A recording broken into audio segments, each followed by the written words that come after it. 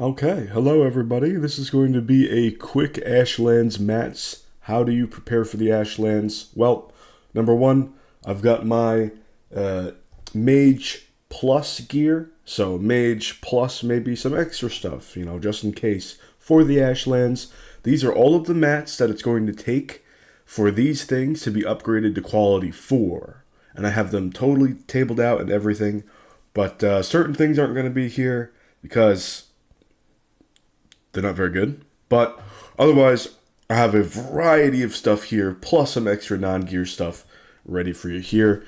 Again, we don't have quality 4 access to Mistlands gear yet. I'm expecting that we might come Ashlands. Good to prepare anyway. Mistwalker is going to be for quality 4. All this stuff is going to be quality 4. 30 iron, 15 eider, 3 wisps. Demolisher, 6 Yggdrasil wood, 45 iron, 6 eider. Him and Awful is 45 eider, 15 silver, 6 mandible, staff of protection, 30 Yggdrasil wood, 6 blood clots, 24 eider. Staff of Frost is 30 Yggdrasil wood, 6 freeze glands, 24 eider. Staff of Embers, 30 Yggdrasil wood, 6 Surtling cores, 24 eider. Dead Razor, 15 bones, 24 eider, 6 skeleton trophies. Crom, 45 iron, 30 bronze, 15 scale hide. Oof. Let's keep going. Arbalest, 15 wood, 12 iron, 3 root. Spine Snap, 15 fine wood, 60 bones. That might be your cheap option right there. Right there. Maybe Archer is going to be that good cheap option for people that don't really like to grind too much.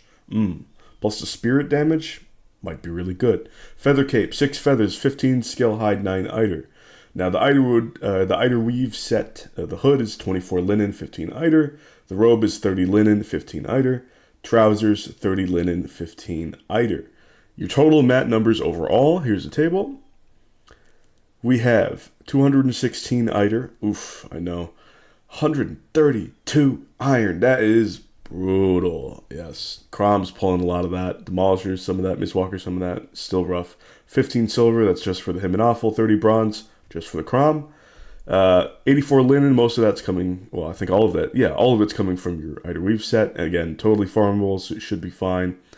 Skill Hide 30, that might be annoying, but with Ooze Bombs or Staff of Embers, that should be okay. Yggdrasil Wood 96, that's for your staves mainly, and that should be okay. 6 Mandibles, 6 Blood Clots. Easier mat numbers. 15 wood, 15 fine wood. 15 wood is for the Arbalest, 15 fine wood is Spine Snap, so really easy there. 60 feathers, 75 bones. It's nothing. Should be super easy. Same with the roots. 3 roots for the Arbalest. 6 freeze glands. That's for the Staff of Frost. 6 Surtling cores for the Staff of Embers. We got 6 skeleton trophies for the Dead Razor, and 3 wisps, which is so easy. That's for the Mistwalker.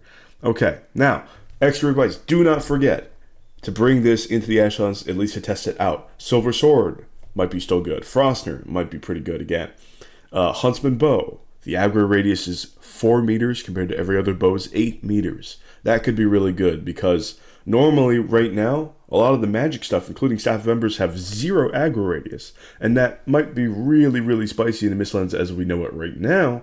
But in the Ashlands, well, they're probably going to resist fire. So if you have all these like tiny groups of enemies that you could take out really easily with a sneak attack with that 4-meter aggro radius, you could use maybe even silver arrows with the Huntsman Bow and just sort of ping one-shot off enemies like you can do with fire arrows with the tar pits right now. You can absolutely pick off growths one by one with sneak attack, with that DOT of fire arrows, and we could just repeat that same strategy now that we have good vision, now that we have the resistances at play in the Ashlands. It's not 100%, but it's worth a shot. Think about it. Craft and max it if you haven't already. Huntsman Bow is really good throughout the ages, from Swamp all the way up into Mistlands. Believe it or not, I got the footage, I got the theory. It's amazing. It proved to me absolutely fantastic. I did it in my recent Deathless run. Didn't even make the Draugr Fang. Went Huntsman Bow and Spine Snap. Deathless. With Hilda's Quest stuff, and I didn't even know about Hilda's Quest stuff. Still went Deathless.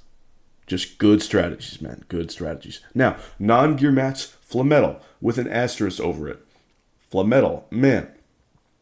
If you're fine gathering it up on a different world, or you don't mind some of your Ashlands being unupdated, then you can go in and explore the very tame Ashlands now and mine up a bunch of Flametal early.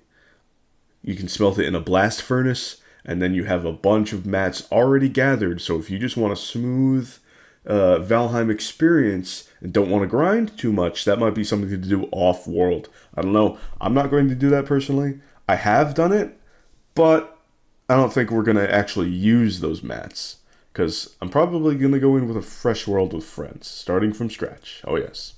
Mechanical springs. Yeah, those weird things that cost Eider and iron. What a pain.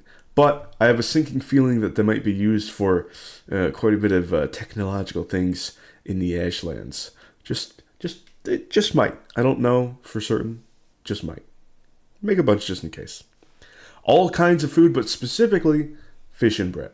You don't need me to tell you that you need to have a lot of food if you're going in just from your Mistlands world, post Mistlands into Ashlands. Of course, you're going to want a lot of food. But specifically fish and bread, 30 health, 90 stam is absolutely ridiculous, and it's a pain normally to gather. So if you can go in advance and fish yourself up a bunch of anglers and make some fish and bread right before the update so that you can just steamroll through until you get that amazing, amazing Ashlands food, you should do so. Finally, big thing, huge advice, lingering stam. Lingering stam 100%. It's one of the best potions in the game right now. Absolutely fantastic. Plus 25% stamina regeneration. It stacks with tasty meat. Hello? Fantastic. Fantastic potion. Absolutely phenomenal for going out in dungeon crawling.